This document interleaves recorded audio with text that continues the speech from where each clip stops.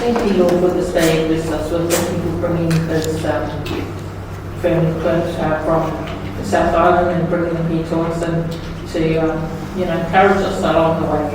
Thank you for everyone making it safely. Bless us as you impart into us words today to say and just to encourage each other along the way.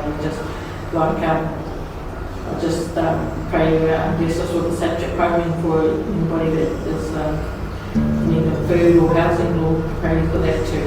We just hear the name of Jesus. Amen. Before we start, I just wanted to give it over to David to say a few words. Well, I learned it this morning because she has some poems, and each take turn to read out some of their work. Okay. Sorry. My current housing situation is okay. I have housemates who are all there for each other, and we have our own rooms where we can have our own space. It is a safe place to live in.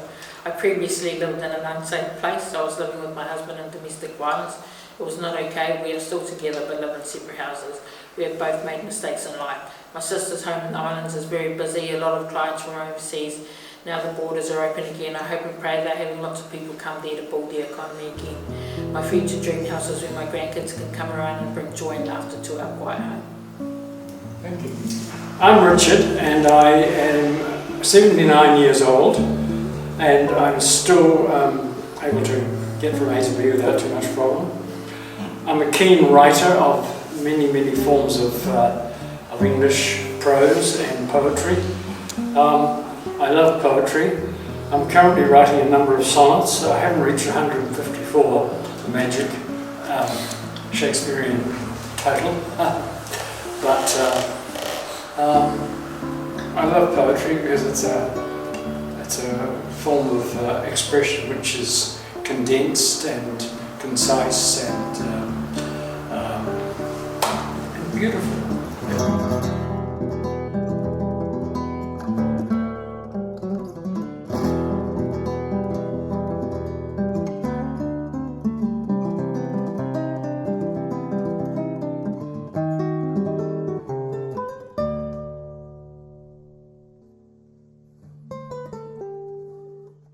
I just stumbled on this group by accident. Oh, you did this since last year? Yeah, well, I went to the City Mission in Union Street to go and see Wolf about something, and he goes, "Oh, I'd like to introduce you to Darren. Darren's from Fiji. Darren, this is Joely." And he takes one look at me and goes, "Joely?" Yeah, it's actually been me and Joely since day one. So yeah. So and it's been quite revealing. It's been really nice to be. Like Lana was saying, it's just really nice. Really quite a group to be around. I am Stardust and Bone. I wonder if humanity will ever get out of its own way. I hear the disappointing look. I can taste the anger in your eyes. I want justice because we so desperately need it. I pretend to accept that we live with quiet desperation. I am entangled in your confusion. I touch your arm to let you know we will be okay. I worry for my love. I cry a lot more than before. I understand that you don't, and that's okay. I am Stardust, and I am Bone. Hooray!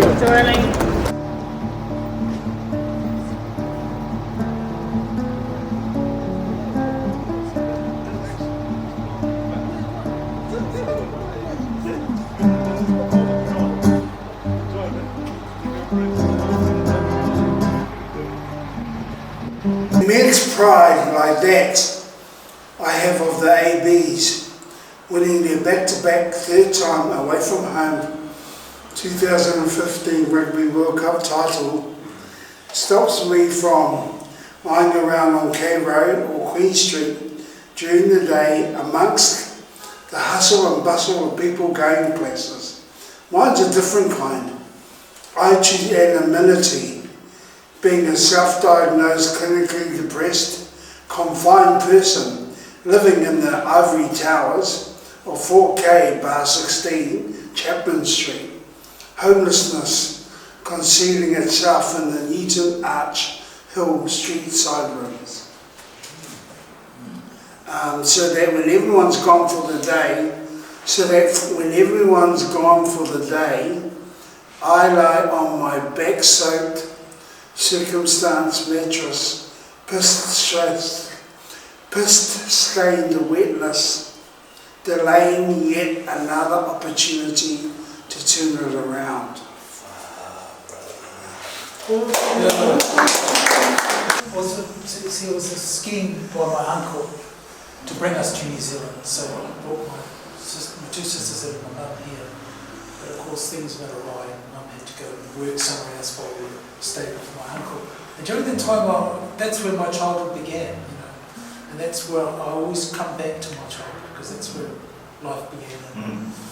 I hadn't really, my poems are about growing up and also later on in life in my teens and not so much my older time, you know. So is the artist and the poet? Yeah. That goes together. That's what I want to do, is actually integrate my poem into my art, because I learned how to draw before I could write poems, you know. And so that's what I'll do, bring the two together. And I've had these radical ideas about painting, because I look at the church window, you know, the stained glass window.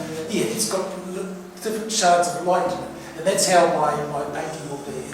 Because it'll incorporate all those little aspects of the poem in different sort of say fractals or shards, you know, in the actual painting itself, and the poem will be at the bottom of it. And it relates closely to what the poem is doing. So it has a specific location. I can get a spray can, go X marks the spot where I wrote this poem from. So State House, 698 Great North Road. Houses are connected. I've reached the bottom of Challenger's Hill. Typical State House architecture. It all boarded up. What crisis? Like Siamese twins joined at the hip. Only a brick wall for privacy. Had some great parties here in our younger years, Amos Pritchard. Lion red flowed cheaper than swan's piss down Western Springs. Bets were on that Richmond would take the Fox Memorial. Choo! And always the big smells and smashes of Speedway across the road. Not so much nowadays. Them yappy Nancy's monopolise the silence. Mother, what's an eponym? Shush child, xenophobic, 1881 poll tax. Yes. So, this poll tax relates to a group of people like Pacific Maori, who've been marginalised, been brutalised, and yet we don't seem to recognise them. Maybe in the Otago goldfields they're mentioned too, but here too, in Westmere, you know, in the Western Springs, at the time during the markets and all that, they were victimised, you know, by the authorities themselves with this poll tax at the time. Thank you so much. I'm 66 years age. When I joined this group, I've only been here for about 4 months, but I didn't realise I had to write poetry. So I thought I only came here to listen to it, and read other people's poetry. I didn't realise I had to write it. So I wouldn't call myself a poet writer, but I like listening to poetry and I give it a go. So I'm a trier. I was born in Wellington, so don't hold that against me. But I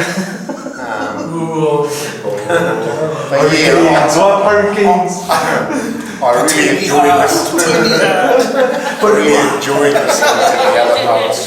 So thanks for coming up here and listening to us and connecting. By the way, he's a poet now. He's a published poet.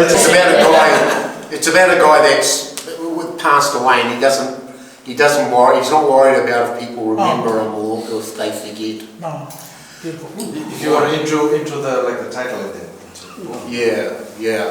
It's called When I Am Dead. So when I am dead, my dearest, sing no sad songs for me. Plant thou no red roses at my head, nor shady cypress tree. Be the green grass above me, that does not rain or set. And if thou wilt remember, or if thou wilt forget, I shall not see the rain, I shall not feel the pain, I shall not hear the mockingbird sing on as if in pain. I shall dream through the horizon that does not rise or set. Happily I may remember, happily I may forget. You stick at it, you don't get a lot of support, but you don't get people knocking you back too much if you just keep going. So it's quite an interesting place to be. That's why I sort of stayed here in Aotearoa. And now I'm the Paolori of this whole country. So How do you find Dunedin as a cultural artistic centre? So you've worked your way out. It has got a strong tradition with all the poets, Janet Frey, James K. Baxter. You know what matters? What really, really matters? I'll tell you what matters. What really, really matters. What really matters, that's what matters. That's what matters. What really, really matters.